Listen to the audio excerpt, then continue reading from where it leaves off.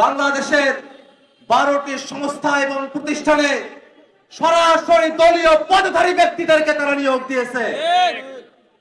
শ্রমিক কল্যাণ ফাউন্ডেশন, বয়েসেল বিসিক, বড় শিল্প কর্পোরেশন, নানা ধরনের প্রতিষ্ঠান, সেই প্রতিষ্ঠানগুলোতে তারা চুক্তিভিত্তিক নিয়োগ দিয়েছে।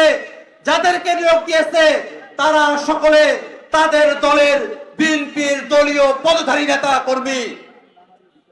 আমরা বলতে চাই, বাংলাদেশের যত রাষ্ট্রীয় প্রতিষ্ঠান এবং সংস্থা আছে, এই সংস্থাগুলোকে যদি নিরপেক্ষ ব্যক্তিদেরকে নিয়োগ না দিয়ে সেখানে যদি দলীয় ব্যক্তিদেরকে নিয়োগ দেওয়া হয়, তাহলে বাংলাদেশে আর কোনোভাবে সুষ্ঠু নিয়ম নীতি গণতন্ত্র অবশিষ্ট থাকে না। আরো দুর্ভাগ্যের বিষয়, সম্প্রতি নির্বাচন কমিশনে অতিরিক্ত সচিব হিসেবে একজন অবসরপ্রাপ্ত কিন্তু দলীয় পদধারী, দলের জন্য কাজ করছেন, বিএনপিতে নাম লিখিয়েছেন এমন একজন ব্যক্তিকে অতিরিক্ত সচিব হিসেবে নির্বাচন কমিশনে নিয়োগ দেওয়া হয়েছে। নির্বাচন কমিশন তো কোনো দলীয় প্রতিনিধিত্বের জায়গা নয়।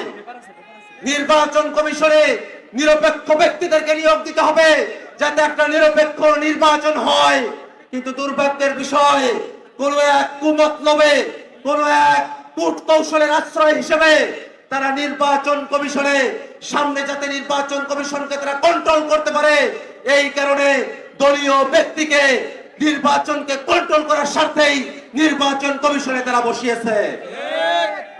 আমরা বাংলাদেশের এই অধপতন দেখতে চাই না। আমরা বাংলাদেশ রাষ্ট্রটাকে নতুন করে করতে চাই, এমন একটা বাংলাদেশ আমরা করতে চাই যেই বাংলাদেশে গণতন্ত্র থাকবে, সুবিচার থাকবে, যেই বাংলাদেশে নাগরিক অধিকার থাকবে, হিন্দু, মুসলমান, বৌদ্ধ, খ্রিস্টান সকলকে সাথে নিয়ে নতুন এক বাংলাদেশের যে প্রত্যাশা, সেই প্রত্যাশার সাথে নাগরিকের যত অসুবিধা আছে, নাগরিক বিভিন্ন অফিসগুলোতে গিয়ে যে হয়রানির মধ্যে পড়ে, সেগুলোকে দূরীকরণ করে নাগরিক সেবা বৃদ্ধি করে বাংলাদেশকে একটা নাগরিক বান্ধব দেশ হিসেবে গড়ে তোলার যে লড়াই, সে লড়াইয়ের অংশ হিসেবে সামনে স্থানীয় সরকার নির্বাচনে জাতীয় নাগরিক পার্টি অংশগ্রহণ করবে। তারই ধারাবাহিক